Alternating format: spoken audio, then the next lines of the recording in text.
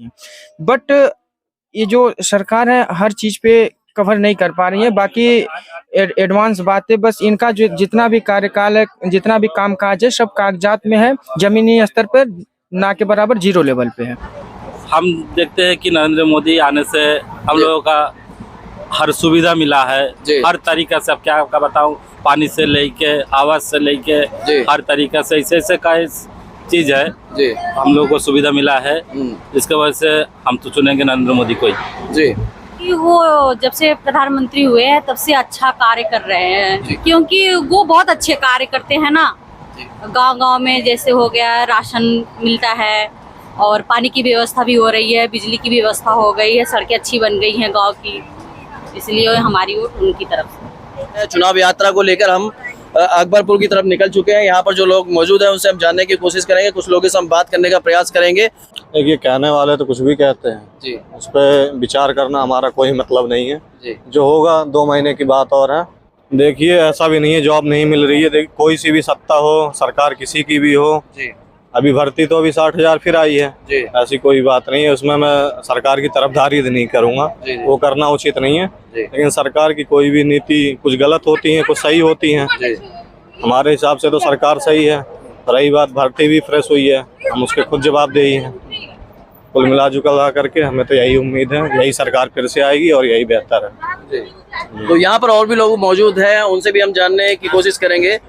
तो भैया जैसे कि ये कह रहे हैं कि सरकार अच्छी है और यही आनी चाहिए। हाँ ठीक है, सरकार अच्छी, बट लेकिन जो जैसे यूपी में टीचर की वैकेंसी 2019 के आने के बाद से फिर आई नहीं, हम लोग काफ़ी परेशान हैं। मैं भी जो है बीएड और बीटीसी दोनों हूँ जी जी। तो उसमें जो है हम युवा मान लीजिए सब, तो कोई फोर्स में नहीं जा सकता और कोई नहीं जा सकता, कहीं टीचर में भी आनी चाहिए।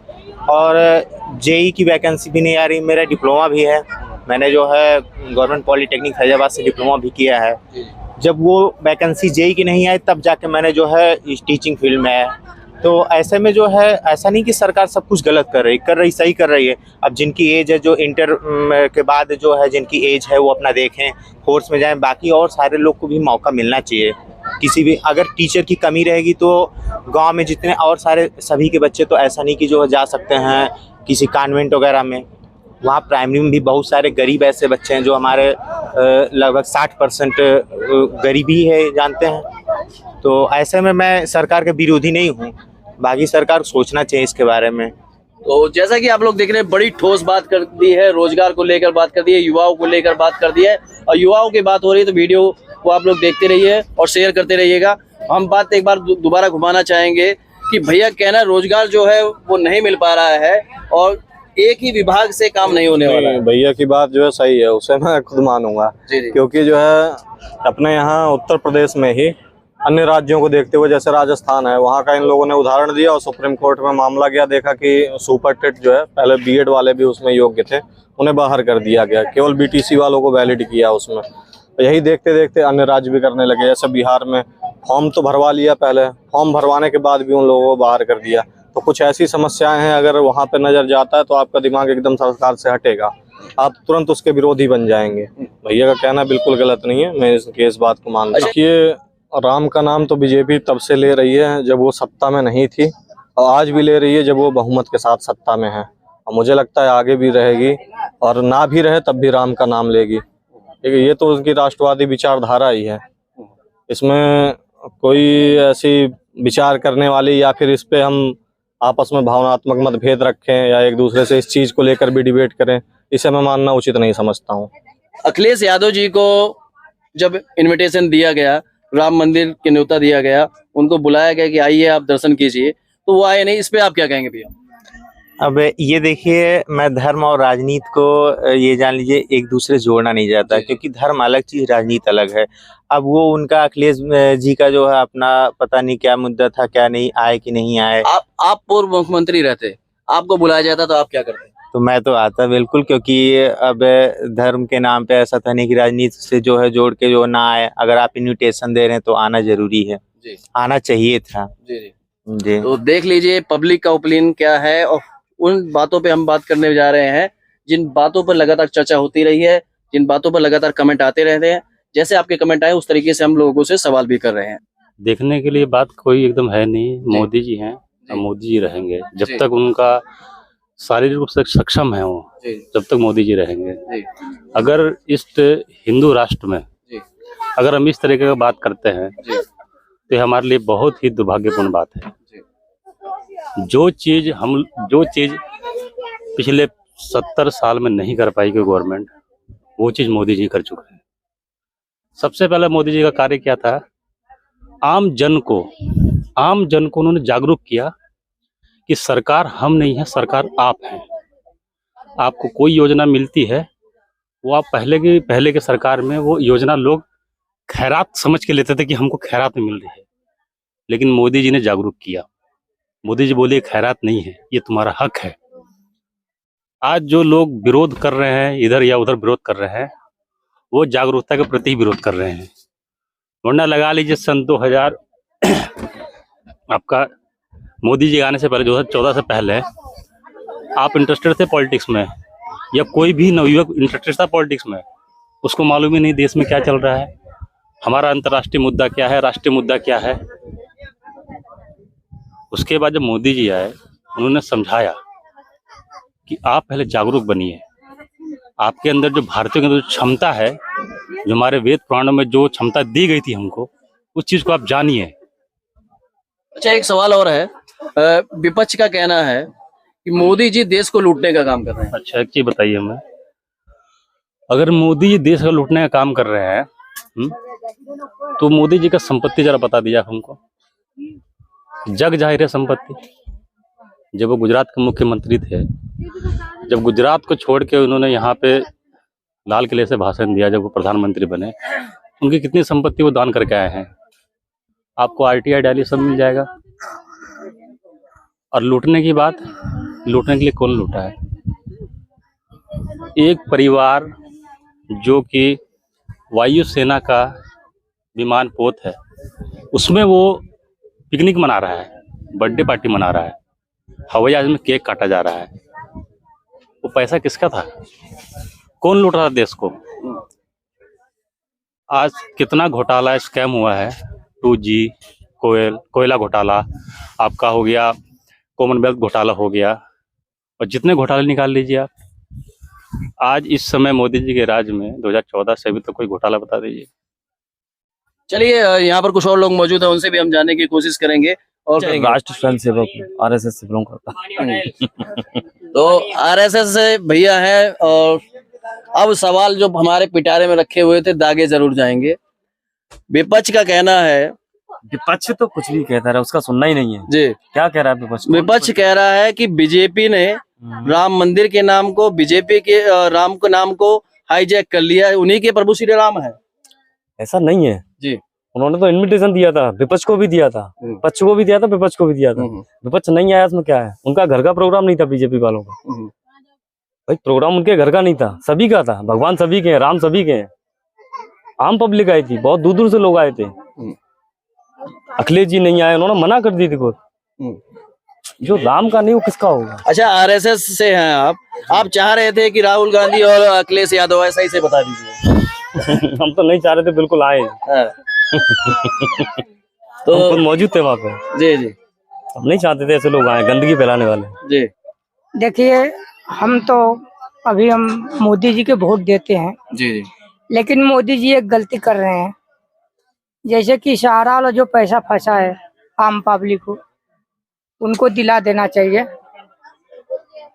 ठीक है, उनको पैसा दिला देना चाहिए ताकि और वोट उनको बढ़े।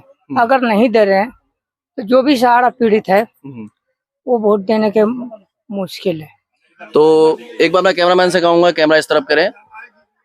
सहारा में पूरे भारत की बात की जाए तो पूरे भारत में बहुत सारे लोगों के पैसे वहां पर जमा है, फंसे हुए हैं, और उनकी मेहनत के पैसे हैं।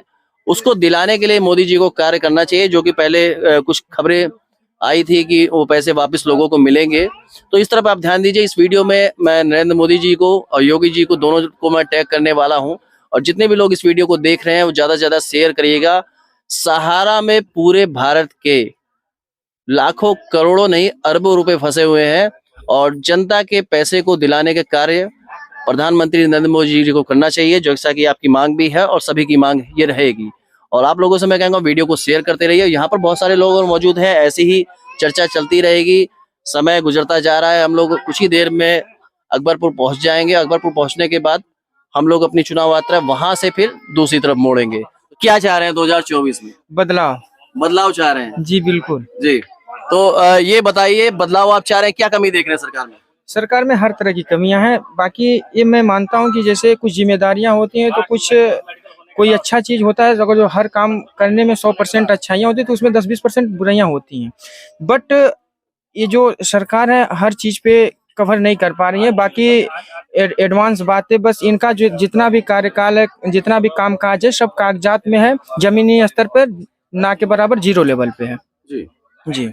पक्ष का ये भी कहना रहा है कि जब सपा सरकार थी तब ये तरह के काम नहीं हो पाए, और आज जो हमारे खिलाफ जिस तरह की बात की जा रही है, जैसा कि आपने दिल्ली वाले दीपक का वीडियो अगर देखा होगा तो वो भी कहते रहे हैं कि जब 90 साल 70 साल जब सरकार रही, इसके बाद जब सपा सरकार रही तब ये सारे काम हो जाने चाहिए, क्यों नहीं हुए?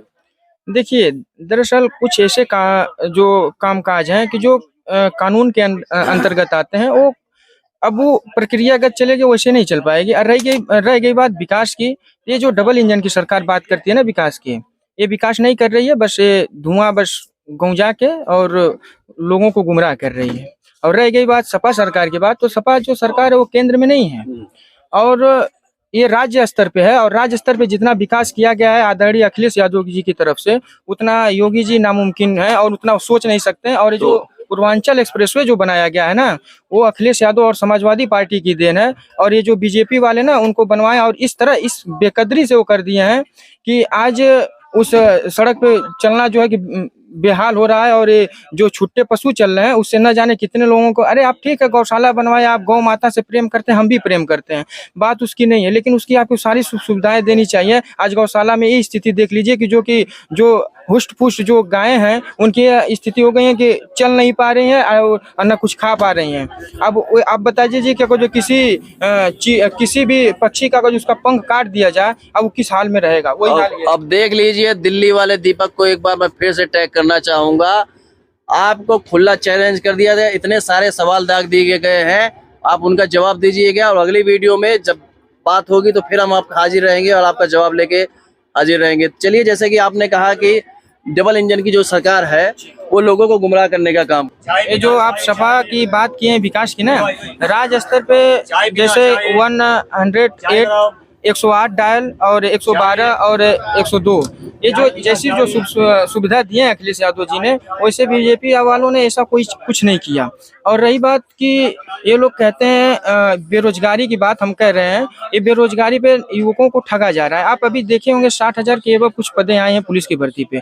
पुलिस के भर्ती पे वो पहले ही नोटिफिकेशन पे दिया गया है कि इसको बिना बताए किसी कारणवश किसी को बिना बताए इसको निरस्त की जा सकती है। उसका संदेश क्या जाता है, ये मैं सरकार से पूछना चाहता हूँ कि उसको ये स्पष्ट करे। ऐसा शब्द लिखने की उसको क्या जरूरत थी कि ऐसा शब्द उसको उसमें मेंशन नोटिस में किए हैं, जो कि उत्तर प्रदेश पुलिस भर्ती बोर्ड ने, ऐसा क्या जरूरत थी? तो देख लीजिए कैसा सवाल, सीधा सीधा सवाल सरकार द्वारा कर दिया गया, सरकार के लिए कर दिया गया है।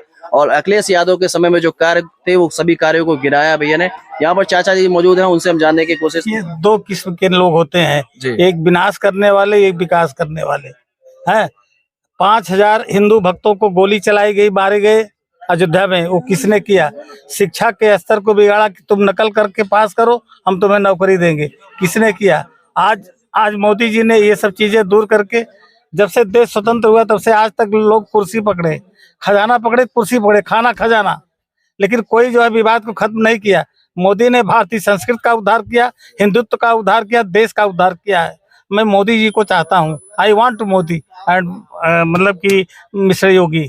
तो चाचा जी ने तो गोला फिर से यादव जी के पाले में डाल दिया है कि अखिलेश यादव जी और जो इनकी सरकार, पहले सपा सरकार रही है मुलायम जी के समय में, जब कार सेवकों पर गोली चलाई गई थी, वो समय फिर से मैं आपको याद दिला देता हूँ। 1992 में जब कार सेवकों पर गोली चला दी गई थी, उसके लिए क्या आप कहेंगे, आप बताइए। देखिए, बात यह है कि कुछ सत्ता पक्ष के लोग होते हैं, कुछ सत्ता विपक्ष के लोग होते हैं। तो जो सत्ता पक्ष के लोग होते हैं वो सत्ता की कितना भी बुराइयां होती हैं उसको छुपाते हैं। और रह गई बात गोलियां चलाने की, तो जैसे कि जब मुलायम मुलायम यादव जी थे, वो जब रक्षा मंत्री थे, तो जब चीन वालों की तरफ से जब ऐसा किया गया तो उन्होंने 4 किलोमीटर तक खदेड़ कर अंदर कर दिया था।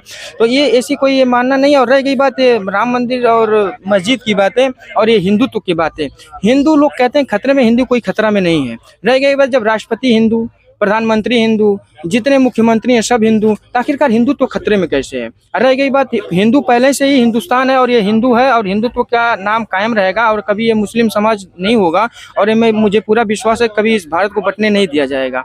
और ये जो बात रह गई राम मंदिर और बाबरी की, राम मंदिर खास तौर से कहा जाए राम है भगवान है मैं मानता हूँ, लेकिन अब इतने भी नहीं है। जो संविधान है बाबा डॉक्टर भीमराव अंबेडकर की जो लिखित संविधान है उसमें धर्मनिरपेक्षता की बात की जाती है, किसी धर्म को मुद्दा नहीं बनाया जाता है। हाँ, आपने राम मंदिर को उद्धार किया, अच्छी बात है, राम की पूजा करेंगे, हमारी है, सबका निजता का अधिकार है, स्वतंत्रता का अधिकार है, किसी को कोई बाउंडेशन नहीं है।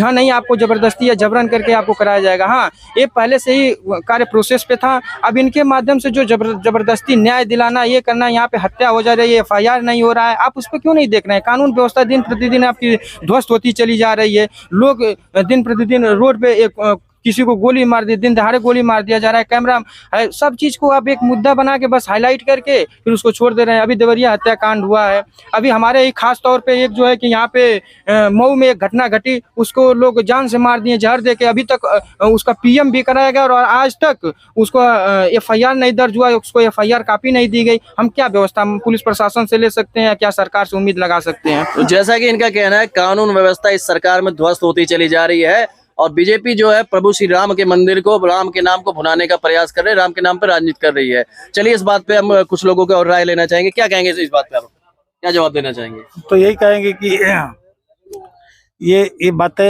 हर आदमी, जितनी जबानें हैं, जितने लोग हैं, उतनी किस्म की बातें होंगी। लेकिन अगर बहुत गहराई से देखा जाए तो नरेंद्र मोदी जैसा कोई नहीं है जो कि मतलब कि जिसने देश के विषय में सोचा हो, देश के विषय में कुछ किया हो। अगर भारत का नागरिक नहीं जिंदा रहेगा तो इतिहास कैसे जिंदा होगा? आज नागरिक स्वतंत्र होगा तो हर आदमी के इंटेलेक्चुअल कल्चर आगे बढ़ेंगे, उनका विकास होगा, और क्या। तो जैसा कि आप लोग देख रहे थे अयोध्या स्टोरी की वीडियो, इस वीडियो में लोकसभा इलेक्शन को लेकर 2024 के लोकसभा चुनाव इलेक्शन को लेकर जनता के बीच में जाकर उनका मूड जाना गया, उनका पक्ष जाना गया, जनता किसके साथ में है, न पक्ष न विपक्ष, सिर्फ सच को दिखाया गया। और वीडियो आपको अच्छी लगे तो वीडियो को एक लाइक जरूर करिएगा और शेयर जरूर करिएगा। चैनल पर नए आए तो चैनल को सब्सक्राइब करिएगा।